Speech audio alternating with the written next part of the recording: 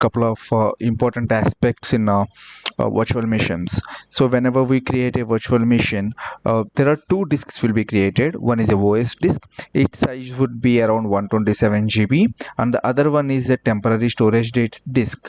So it can be used to store the files and etc. But whenever you are creating an application or installing an application, do not install it on the temporary disk, because so whenever you stop the virtual machine or restart the virtual machine from the Azure portal, the data will be lost. Whatever the data it is storing, it is stored in the temporary storage disk, that will be lost. And the size of the temporary storage disk will be varies from instance size. And the other important aspect I would like to tell you about IP address. So whenever the virtual machine has been restarted or stopped from the Azure portal, the IP address allocated to the virtual machine will be lost, because when you deploy a virtual machine, that will be deployed at a physical server in the data server. So whenever you are stopping the virtual machine, that means it is deallocating the virtual machine from the particular physical server, and whenever you restart it again, it may allocate it to the same physical server, or it will be allocated to another physical server in the same data center. So the IP address will be changed.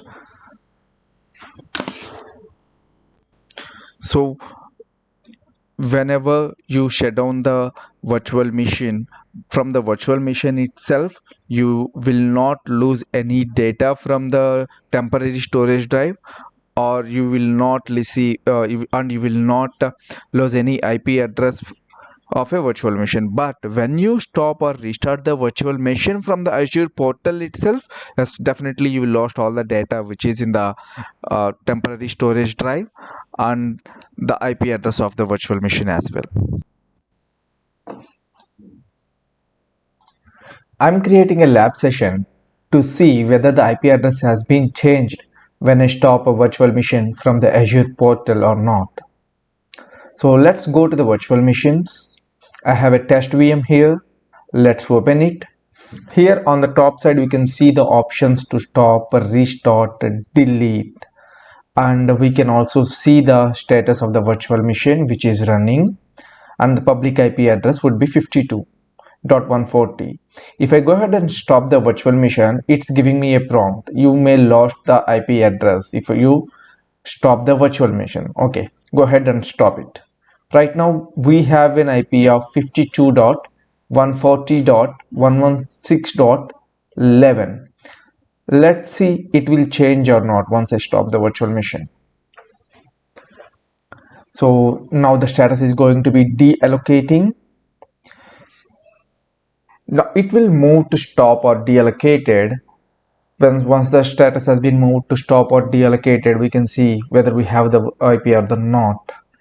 See, if you see the right hand side, public IP address, it is showing test VM IP. We don't have that 54 dot some IP address, right?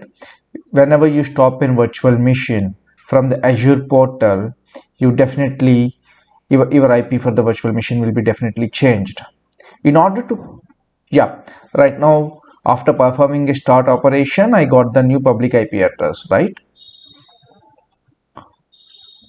It is 20.198.67.101. Now I want this IP address as a permanent. Even though if I go ahead and change the virtual machine, I still need the particular IP address. Yep. Yes, we can achieve this by statically assigning the IP address. Click on to the IP address. In the IP address assignment, you can change status from, the assignment from dynamic to static. So now whenever you go ahead and stop the virtual machine or restart the virtual machine, the IP address will remain same. Let's save it and go ahead and restart the virtual machine. Go back to the virtual machines, open your virtual machine, test VM, go ahead and stop it. Yes, go ahead and stop it. Yes. And see, even after status is stopped or deallocated, we can still see the public IP address. See, now the status is stopped or deallocated, still we can see the public IP address 20.190.67.101, which is same as previous one. So by putting the public IP address assignment as a static, we can still keep the same public IP address. Thank you for watching this video.